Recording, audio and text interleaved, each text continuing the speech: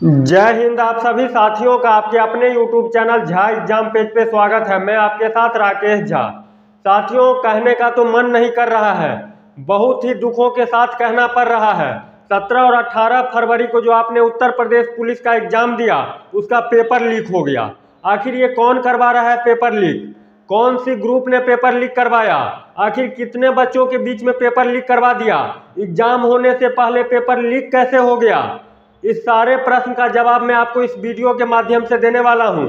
साथ ही जिन साथियों का एग्जाम देकर के अपने घर सकुशल पहुंच गए हैं, साथी घबराना नहीं। मैं एक एक बात बताता हूं आपको। आपकी जिंदगी अनमोल है। पेपर बहुत सी छोटी सी चीज है, जिंदगी जीने के लिए बहुत छोटी सी चीज है साथी, घबराना बिल्कुल नहीं। साथियों, 17 फरवरी को फर्स्ट शिफ्ट का एग्जाम 10 बजे से शुरू होने वाला था। उससे पहले ही 8 बज के कुछ मिनट से एक टेलीग्राम ग्रुप में एक पेपर वायरल होता है, जो कि 17 फरवरी के फर्स्ट शिफ्ट का वो पेपर नहीं था। 17 फरवरी के सेकेंड शिफ्ट में जो एग्जाम होने वाला था 3 बजे से, सेकेंड शिफ्ट 3 से 5 में हुआ, उसका वो पेपर था। जो पेपर शुरू से ही यानी सुबह से ही वायरल हो रहा था। 8 बज के 15-20 या 8 बज के 56 मिनट से वायरल हो रहा था। तो फर्स्ट शिफ्ट वालों का पेपर वायरल नहीं हुआ था। फर्स्ट शिफ्ट 17 फरवरी का पेपर लीक नहीं हुआ था। सेम वही बात 18 तारीख के फर्स्ट शिफ्ट का पेपर लीक नहीं हुआ है। 18 तारीख के सेकेंड शिफ्ट का पेपर लीक हुआ है। आखिर ये पेपर लीक कौन करवा रहा है, क्यों हो रहा है लीक, और कौन सी ग्रुप करवा रहा है, ये भी बताऊंगा। भर्ती बोर्ड ने अभी तक क्या कहा है ये भी बताऊंगा, और बच्चे के मन में क्या सवाल है ये भी बताऊंगा। तो ध्यान से इस वीडियो में बने रहिएगा। 17 तारीख को फर्स्ट पाली में 12 लाख अभ्यर्थी पेपर में शामिल होने वाले थे। अभी भर्ती बोर्ड ने ये कंफर्म नहीं किया है जो कितने बच्चे ने पेपर दिए फर्स्ट शिफ्ट में। पहले 48 लाख का अनुमान था जो बच्चे पेपर देंगे, उसमें से 12 लाख बच्चे फर्स्ट शिफ्ट में शामिल होने वाले थे। मान लीजिए 2 लाख 3 लाख बच्चे नहीं भी गए होंगे, तब भी 8 लाख 9 लाख बच्चों ने क्या किए, पेपर दिए। तो फर्स्ट शिफ्ट का तो पेपर हो गया, लेकिन सेकेंड शिफ्ट में जो पेपर होने वाला था 3 बजे से, वो पेपर सुबह के 8:56 से एक टेलीग्राम ग्रुप के माध्यम से वो वायरल हो रहा था। वायरल साथी उसको बोलते हैं जो 1 2 4 5 आदमी के पास नहीं जाता है। वायरल वो चीज हो जाता है जो मान लीजिए अनेकों के पास चला जाता है। तो वो पेपर वायरल हो रहा था। तो मान लीजिए 17 बीत गया, 18 को भी फिर वही हुआ। फर्स्ट शिफ्ट का पेपर वायरल नहीं हुआ, फर्स्ट शिफ्ट का वायरल नहीं हुआ। 18 तारीख को जो सेकेंड शिफ्ट में पेपर था 3 से 5 बजे, 3 बजे से 5 बजे वो पेपर वायरल होने लगा। अब आपके मन में होगा जब इतना पेपर वायरल हुआ तो भर्ती बोर्ड ने क्यों नहीं बताया? तो भर्ती बोर्ड क्या बताया है मैं आपको पढ़ करके सुना रहा हूँ। साथ ही कैसे कैसे करके लोग एग्जाम देने गए वो भी आपको दिखाता हूँ। देखिए यहाँ पे दिखाई देता होगा, सिपाही भर्ती में 122 गिरफ्तार। तो रोड पे भेड़ बकरियों की तरह अभ्यर्थी सोए हुए हैं, भेड़ बकरियों की तरह फुटपाथ पे सोए हुए थे, इस उम्मीद को लेकर के जो चलो उत्तर प्रदेश पुलिस में कांस्टेबल की नौकरी लग जाएगी, अपने परिवार का भरण पोषण कर लेंगे, वही जोश जुनून जज्बा था। लेकिन ये सब क्या हो गया, धूमिल हो गया। भेड़ बकरियों की तरह ट्रेन में ठूस करके, बस में ठूस करके जा रहे थे। बहुत सारे बच्चे का तो होम डिस्ट्रिक्ट में मिला, लेकिन जहां पे बच्चे अधिक थे तो होम डिस्ट्रिक्ट अलावे दूसरे डिस्ट्रिक्ट में भी मिला सेंटर, जिस कारण से क्या करना पड़ा, उनको कठिनाइयों का सामना करना पड़ा। उत्तर प्रदेश पुलिस भर्ती बोर्ड की तरफ से जो आया है मैं आपको पढ़ करके सुनाता हूं। उत्तर प्रदेश पुलिस भर्ती बोर्ड की तरफ से जो आया है, प्रारंभिक जांच में पाया गया कि अराजक तत्वों के द्वारा ठगी के लिए टेलीग्राम की एडिट सुविधा का प्रयोग करके सोशल मीडिया पर पेपर लीक संबंधी भ्रम फैलाया जा रहा है। देखते रहिएगा।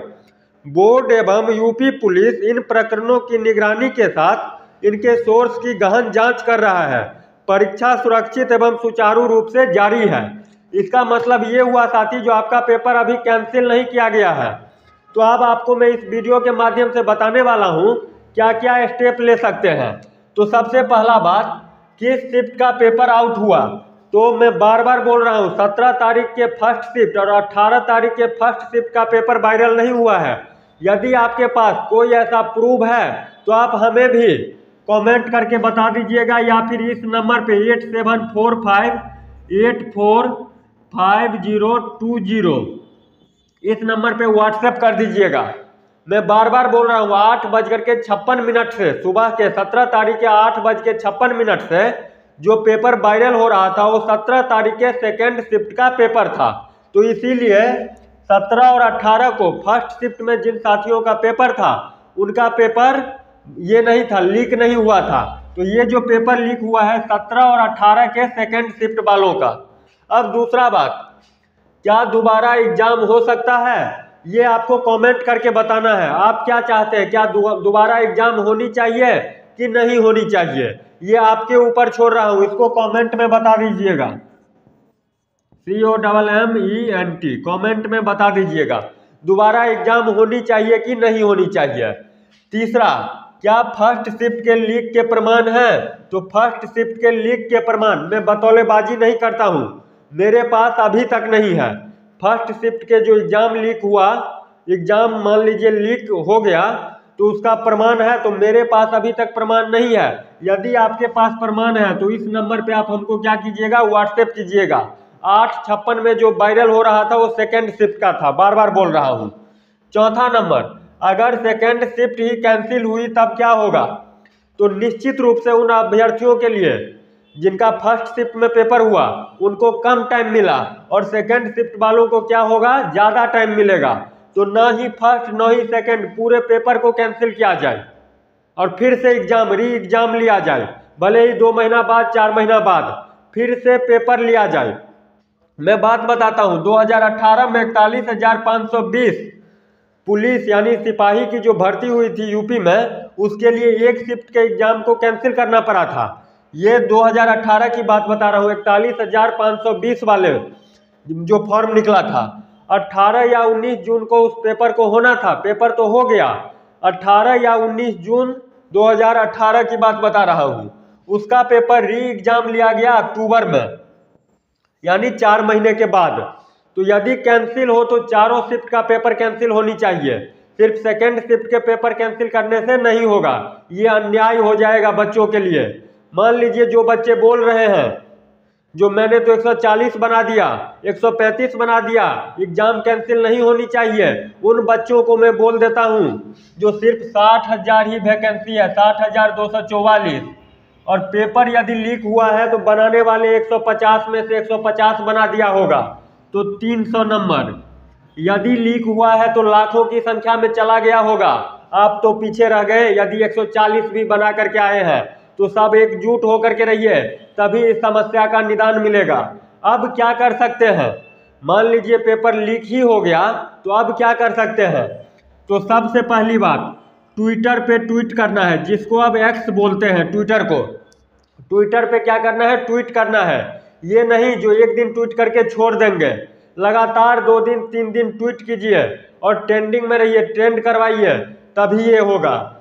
दूसरा, अपने जनप्रतिनिधि के पास जाइए, अपने सांसद विधायक के पास जाइए, हाथ जोड़ लीजिए, 5 बार पाँव में गिर जाइए, उनको बोलिए, 10 आदमी 15 आदमी 20 छात्रों के साथ जाइए, उनको बोलिए, उनको लेटर लिख करके दीजिए, जो मेरे साथ अन्याय हो गया है, हम मेहनत करने वाले बच्चे थे, हम अपने परिवार का भरण पोषण करने वाले बच्चे थे, मेरे साथ ही अन्याय हो गया। उनको शालीनता के साथ बोलिए, वो आपकी आवाज़ को आगे तक पहुँचाएंगे।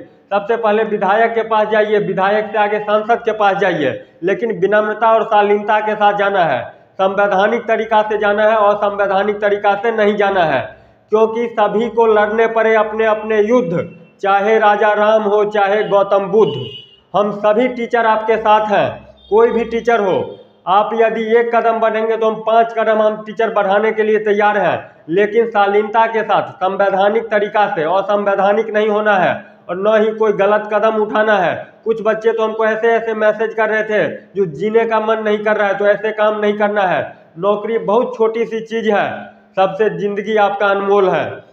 तीसरा क्या करना है साथी, बोर्ड को ईमेल करना है, अपने भर्ती बोर्ड को ईमेल कीजिए, आप अपना दुख प्रकट कीजिए उनके साथ। चौथा, अपने आप में पैसेंस रखना है, सबसे पहले अपने आप को संभालना है, अपने आप को संभालना है, निगेटिव नहीं होना है, डिप्रेशन में नहीं जाना है, बार बार बोल रहा हूँ, नौकरी बहुत छोटी सी चीज़ है, हो गया तो ठीक, नहीं तो समझिए कि इससे बेहतर नौकरी आपका तलाश कर रहा है।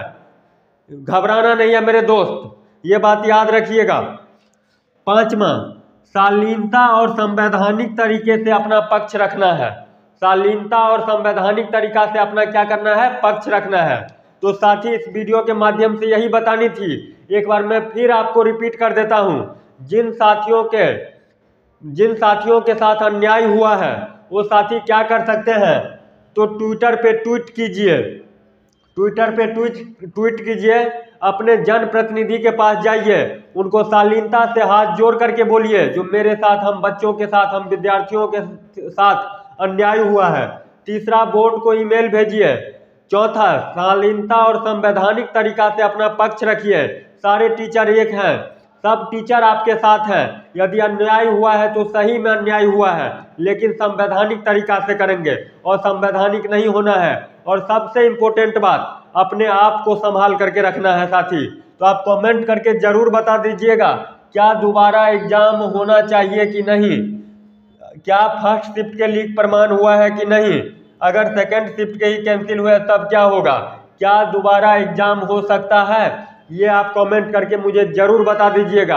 और यदि आप इस चैनल पर नए हैं, आपको लगता है जो सामने वाले हमको सही मार्गदर्शन दे रहा है, तो आप निश्चित रूप से चैनल को सब्सक्राइब कर दीजिएगा, वीडियो को लाइक कीजिएगा और कमेंट करके इसका जवाब जरूर दे दीजिएगा। मैं मिलता हूं आपसे अगले वीडियो में, तब तक के लिए बाय बाय, जय हिंद।